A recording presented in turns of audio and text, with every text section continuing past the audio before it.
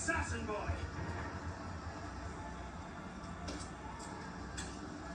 You can pluck your head out of your own arse. Come find us. Make a great fit. You! Back away from the ledge!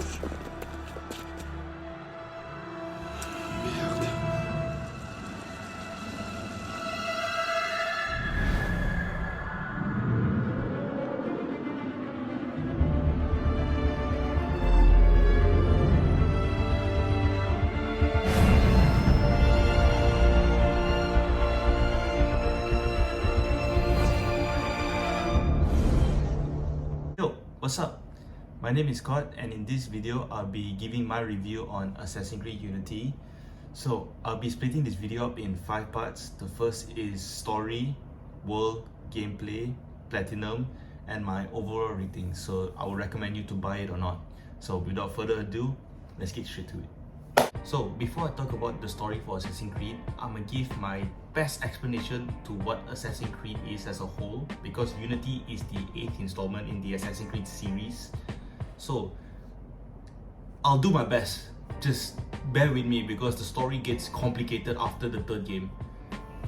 Throughout the entire series, there's this group of people who are called the Templars, who are the bad guys, who is trying to get control of an ancient artifact called the Apple of Eden. And the Brotherhood of Assassins, who are the good guys, are trying to stop them and take the Apple of Eden, because apparently the Apple of Eden has the power to bend people to their will, and the Assassins are trying their best to... Look, the story for Assassin's Creed as a whole is complicated and a mess, but the entire concept is just that. It's just bad guys, good guys fighting for one thing. With that being said, story.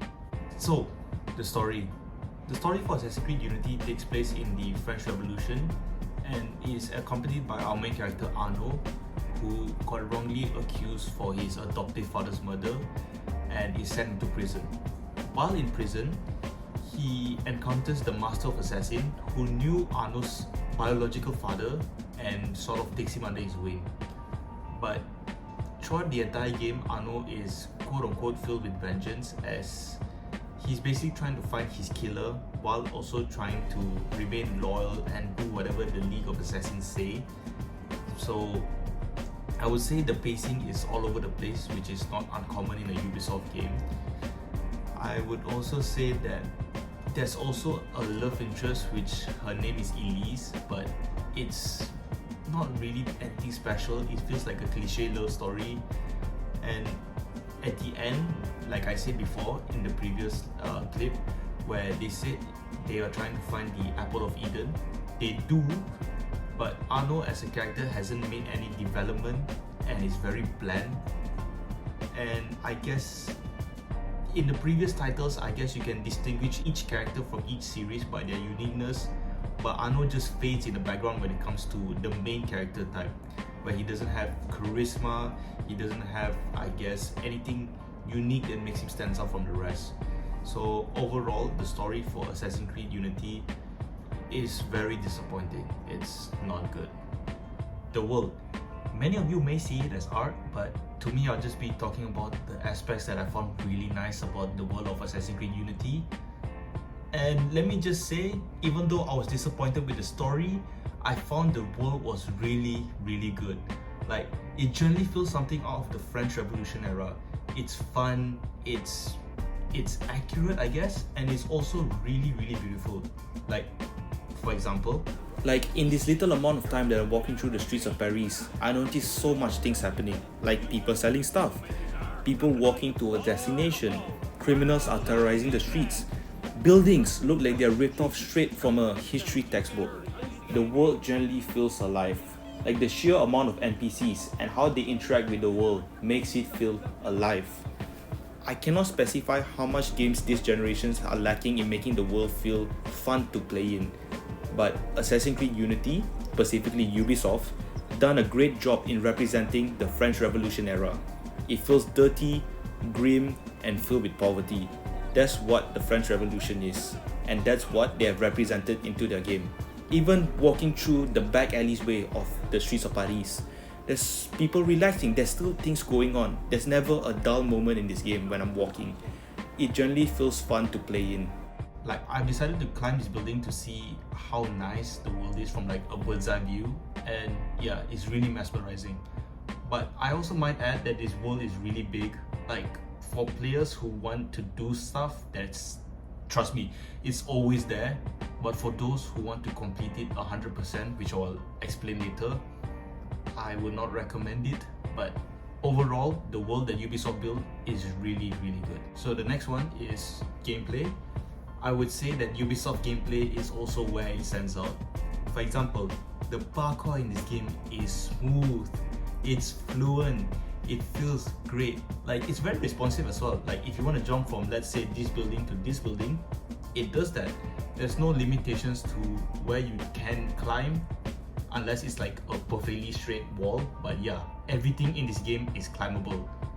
And for, I guess, the combat, there's two approaches you can make, which is stealth and also aggressive. I would say I personally went more for stealth, as that's what the game is pushing for. But overall, the gameplay is really smooth. Like, another example, A more sneaky assassin approach.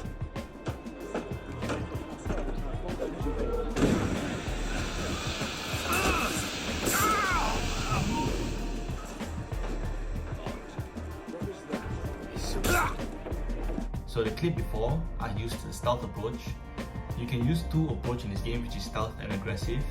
So stealth limits the amount of guards you attract, but the aggressive, you basically go in guns blazing. Stealth requires a lot of mental gymnastics and planning your attack before you execute it, while the aggressive approach, you can just execute it without planning. But stealth, I would say, is much more satisfying, as it will grant more XP for you to level up your character and also provide them with like a skill that you might want to get. Like, for example, in the clip just now you saw where I double take down like 2 enemies, I have to unlock that through getting as much XP as I can, while the aggressive approach does not really grant that much XP.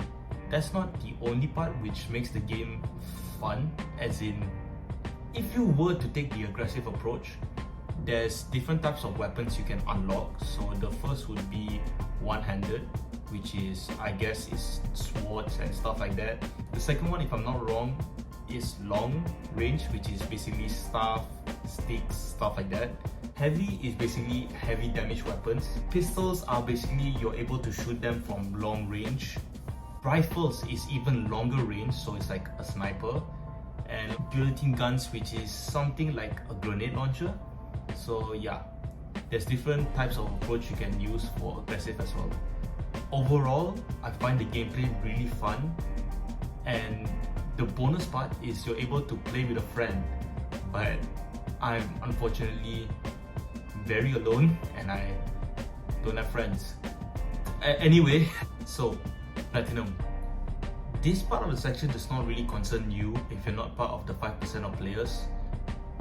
Unfortunately, I'm part of the 5% of players. So this game has, to me, the most grindy platinum trophy there is. So platinums are basically achievements in a game where you basically have to collect every single one in order to get the best of the best trophy, which is the platinum trophy that only a limited amount of players have. So if you're not going for this part really does not concern you, so you can skip forward. But please don't do the platinum trophy for this game. I've done it. I went through hell and back just to get the trophy. Like, I even started the game in 2018 and finished in 2022. So the main story, which is that one trophy after you get for completing the main story. The main story trophy took me around 11 hours. The other trophies took me around 140 hours to get. In total hours combined, I've done 151 hours in order for me to get the trophy for this game. And keep in mind, this is the second time, so the hours might not really estimate to the exact number, but yeah, I've done 151 hours on this game in order for me to complete everything. So please do not do this.